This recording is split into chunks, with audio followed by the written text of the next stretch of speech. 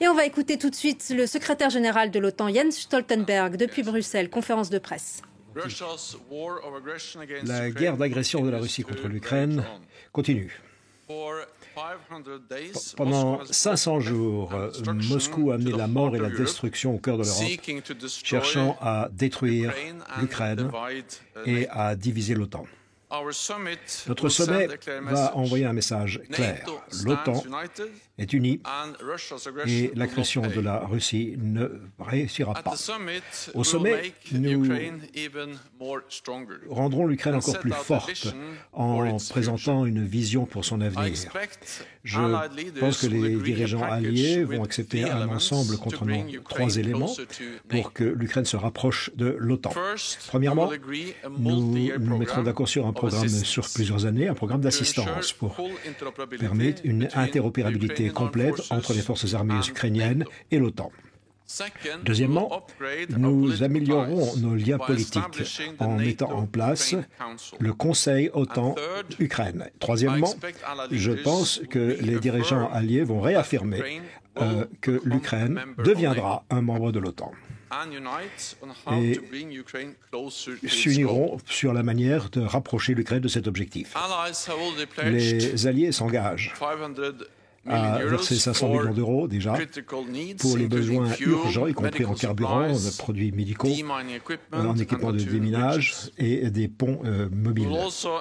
Nous allons également aider à construire le secteur de la sécurité et de la défense de l'Ukraine, notamment par des hôpitaux militaires.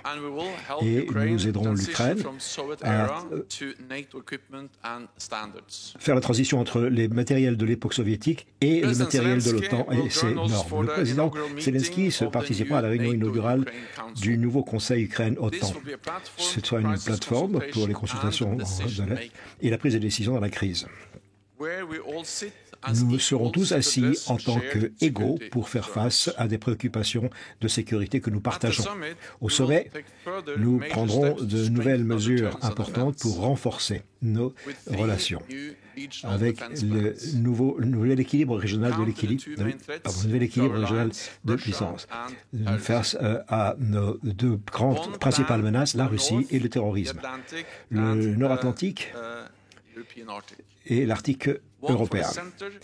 Une autre pour le centre, la région Baltique et l'Europe centrale, et le plan sud pour la Méditerranée et la mer Noire. Pour exécuter ces plans, l'OTAN met 300 000 soldats en alerte avancée, y compris des puissances de combat importantes navales et aériennes. Je pense que les dirigeants vont approuver un plan d'action de production de la défense pour améliorer la production et améliorer l'interopérabilité. Pour faire tout cela, nous devons investir davantage. Au sommet, les alliés se fixeront à des engagements de défense plus ambitieux, c'est-à-dire investir un minimum de 2% de leur produit national brut chaque année sur la défense. Aujourd'hui, nous ouvrons de nouvelles estimations de dépenses. En 2023, il y aura une augmentation de 8,3% pour tous les alliés européens et le Canada. C'est la plus grande augmentation depuis des dizaines d'années. Et pour la 9e année consécutive, nous allons augmenter nos dépenses de défense. Les alliés européens et le Canada auront investi plus de 450 milliards de dollars américains de plus depuis que nous sommes d'accord sur notre engagement de défense en 2014. Ensuite, 3 alliés seulement ont dépensé, à l'époque 3 alliés, dépensaient plus de 2% pour la défense. Cette année, 11 alliés dépassent cet objectif et nous pensons que ce nombre va encore considérablement augmenter l'année prochaine. Au sommet, nous serons rejoints par les dirigeants de l'Australie, de la Nouvelle-Zélande, du Japon et de la Corée du Sud, parce que notre sécurité n'est pas régionale, elle est mondiale. Nous en travaillons plus étroitement sur les questions telles que la cybersécurité, la sécurité maritime et les nouvelles technologies. Nous accueillerons également l'Union européenne à Vilnius. Notre partenariat a atteint un niveau sans précédent et nous sommes engagés à faire encore plus ensemble. Ceci sera le premier sommet de la Finlande en tant qu'allié de l'OTAN. Nous nous réjouissons d'accueillir également la Suède le plus rapidement possible. Hier, j'ai accueilli une réunion constructive des hauts fonctionnaires de la Turquie et de la Suède et de la Finlande. Et la prochaine étape, je vais rencontrer le président Erdogan et le premier ministre Kirst John à Vilnius lundi après-midi. Pour quasiment 75 ans, l'OTAN est l'alliance la plus forte de l'histoire. Les décisions que nous prendrons au sommet de Vilnius garantiront que nous pourrons continuer à protéger nos peuples et nos valeurs. Cela dit, je suis prêt à répondre à vos questions. Oui, TV de la Lituanie. Merci pour cette possibilité. J'ai deux questions. La première, l'Ukraine parle de la déclaration de Bucarest de 2008 comme étant une étape historique. Comment la réunion de Vilnius sera-t-elle différente de cela? Parce qu'en 2008, les dirigeants avaient dit que l'Ukraine deviendrait un membre de l'OTAN et il semble que vous allez répéter la même chose en 2023. Alors, la question, est-ce que vous avez appris quelque chose du président Zelensky? Est-ce qu'il participera à ce sommet? Réponse. Il y a beaucoup de différences. La principale différence, c'est qu'évidemment, l'Ukraine s'est beaucoup rapprochée de l'OTAN, parce que les alliés de l'OTAN travaillent en étroite coopération avec l'Ukraine depuis de nombreuses années, notamment depuis 2014. Donc ceci a permis un niveau de coopération et d'interopérabilité beaucoup plus élevé entre l'Ukraine et l'OTAN. Et je pense qu'à Vilnius, les dirigeants accepteront un ensemble de mesures qui devront rapprocher l'Ukraine encore davantage de l'OTAN, en créant notamment ce Conseil Ukraine-OTAN, qui est une plateforme politique où nous pourrons avoir des consultations et prendre des décisions ensemble pour des opérations au niveau politique. Le soutien pratique et un programme sur plusieurs années a également une dimension politique évidente, parce que si nous nous mettons d'accord pour rester aux côtés de l'Ukraine et à l'aider sur le long terme, en garantissant la pleine interopérabilité avec l'OTAN, nous aidons l'Ukraine également à se rapprocher de l'OTAN et à devenir à la qualité de membre de l'OTAN. Enfin, j'espère que nous trouverons une manière unie de faire face à ce problème précis sur la question de l'appartenance, mais je ne vais pas entrer dans le détail du texte exact maintenant, parce que c'est quelque chose qui sera annoncé lorsque tout sera mis en place au sommet. Je me réjouis d'accueillir le président Zelensky au sommet et qu'il puisse participer à la première réunion de ce Conseil OTAN-Ukraine.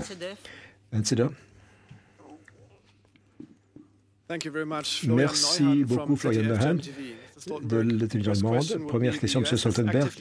Les États-Unis envisagent d'envoyer des munitions à fragmentation à l'Ukraine qui sont interdites dans plus de 28 États. D'un point de vue militaire, pensez-vous que ce soit une bonne idée? Est-ce que l'Ukraine a besoin de ce type de munitions? Et d'un point de vue politique, pensez-vous qu'il est avisé d'envoyer des munitions qui sont interdites et pour de bonnes raisons? Bon, l'OTAN est une alliance et elle n'a pas en tant que telle une position sur la Convention sur les munitions à fragmentation parce que un certain nombre d'alliés ont signé la Convention, mais un certain nombre d'autres alliés ne l'ont pas signée. Et c'est à chaque État de prendre indépendamment sa décision sur la fourniture d'armes à l'Ukraine. Et donc, c'est ce gouvernement de décider, pas à l'OTAN en tant que telle, en tant qu'alliance. Nous sommes confrontés à une guerre brutale. Et il faut se souvenir que cette brutalité se reflète également dans le fait que nous voyons des pertes de vie chaque jour et que les munitions à fragmentation sont utilisées par les deux parties. En tout cas, ce type d'arme de munitions est utilisé par les deux côtés. La Russie utilise des armes à fragmentation dans leur guerre d'agression brutale pour envahir un autre pays, alors que l'Ukraine l'utilise pour se défendre. Le meilleur moyen de mettre fin à cette guerre brutale, c'est que le président Poutine et la Russie arrêtent leur attaque sur un autre pays. C'est également le meilleur moyen d'arrêter les pertes de vie, les souffrances et toutes ces morts que nous voyons qui sont causées par toute une série de types d'armes différentes. MTV.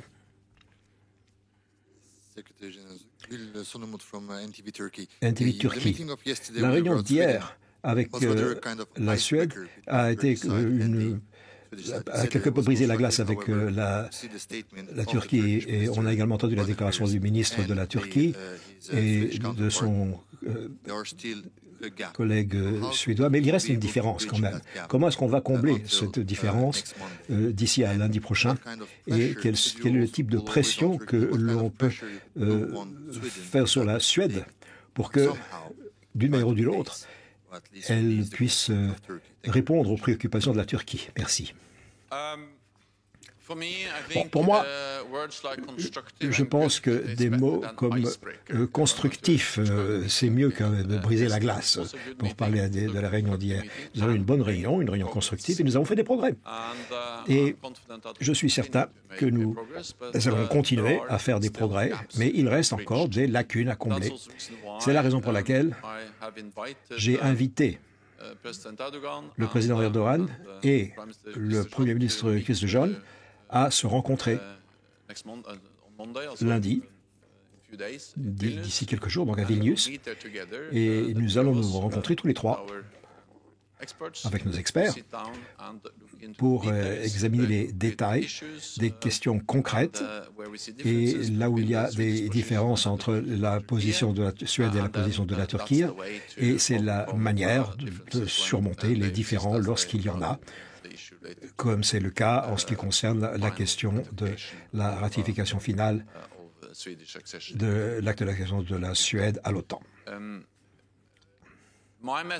Mon message, c'est que la Suède a déjà apporté beaucoup et a respecté les engagements pris à Madrid dans le mémorandum commun. En même temps, il est très clair pour moi que la Turquie a de véritables problèmes de sécurité. C'est la raison pour laquelle nous allons nous réunir et en discuter, parce que nous savons aussi que les alliés de l'OTAN ont de graves préoccupations en matière de sécurité également, dû au fait qu'ils souhaitent que la Suède soit parmi nous, en tant que membre à part entière, le plus rapidement possible. Et c'est notamment le cas en particulier pour les pays baltes, qui tiennent beaucoup à ce que la Suède soit membre.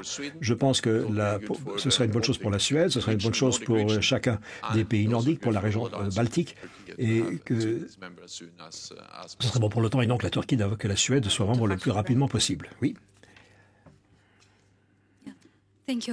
Merci Anna. Irina Sommer, Interfax Ukraine.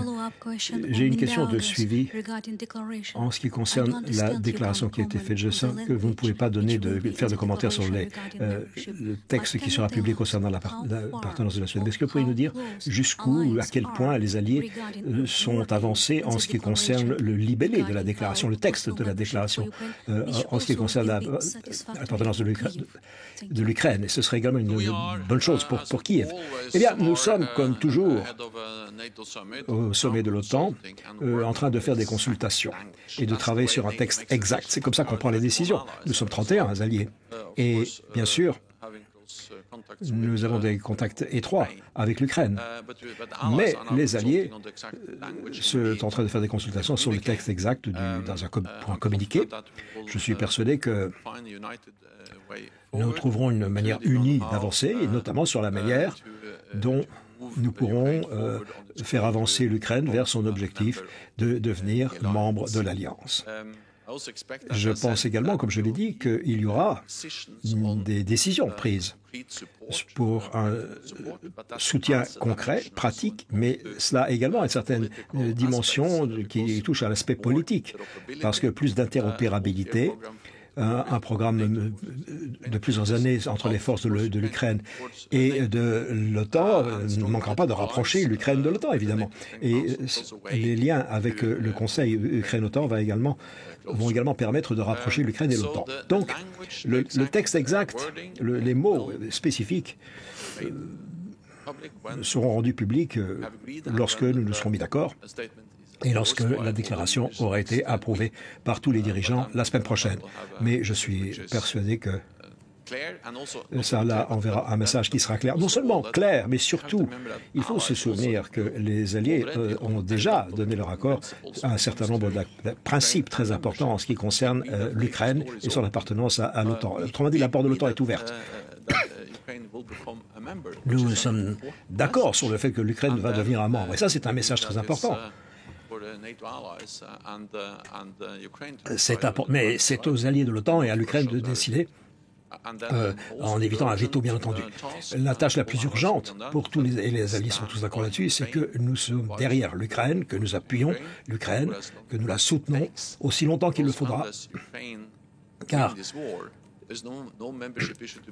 mais tant que l'Ukraine n'aura pas gagné cette guerre, on ne peut pas discuter de questions d'être membre. C'est la raison pour laquelle les alliés continuent à apporter d'une aide, un soutien militaire important à l'Ukraine. Oui.